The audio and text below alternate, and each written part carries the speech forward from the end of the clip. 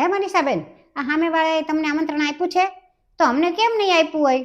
ના રે ના, હું તો ઘરે જ હતી અને ચકુડીન પપ્પાય ઘરે હતા. ના રે ના, આ મહિને તો હું બાંધી નથી એની યાર. ઈ તો ગયા મહિને અમે બાંધ્યા હતા, પછી તો અમે બોલતાય થઈ ગયા હતા. અરે ઈ પછી તો એને અડધી રાત્રે મદદની જરૂર હતી ને તો ચકુડીન પપ્પાએ ગાડીની ચાવી દીધી હતી.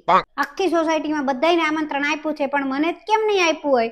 આખી સોસાયટી વાળા બધાય પૂછતા હતા કે તમે કેમ જમણવારમાં નહોતા, પણ મારે શું કેવું કે આણે મને આમંત્રણ જ નહોતું આપ્યું, બીજું શું કહું હવે? અરે મનીષાબેન, એના છોકરાને લગ્ન હતા, હવે 2 થાળીમાં એને હું ત્યાં નડી જવાનું હતું, અમને કહી દીધું હોત તો. અને હવે તો ચકુડીન પપ્પાને કહી જ દેવું છે, ભાળજો તમે એને ગાડીની ચાવી આપી છે તો. જમવામાં શું હતું?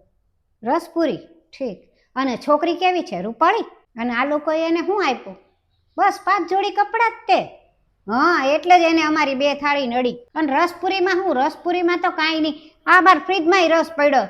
મને તો ઈ ઉપાધિ કરી ગઈ મનીષાબેન કે આણે મને આમંત્રણ કેમ નહીં આપ્યું હોય. અરે મનીષાબેન, હજી તો અઠવાડિયા પહેલા જ મારી યાર ઊભી વાતો કરતી હતી, ત્યારે મને કાંઈ ન કીધું કે મારા છોકરાને લગ્ન છે, તમારે આવવાનું છે, કાંઈ ન બોલી. ના રે ના, ઈ કાંઈ ભૂલી ન ગયા હોય. ભૂલે એમ નથી કાંઈ, એને મને જાણી જોઈને ન કીધું હોય. એને આખો દિવસ ઈ જ બળતરા થતી હોય છે કે હું તમારી યારે જાજી રહું ને. બોલો લ્યો, એને 2 થાળીમાં શું નડી ગયું હશે મનીષાબેન?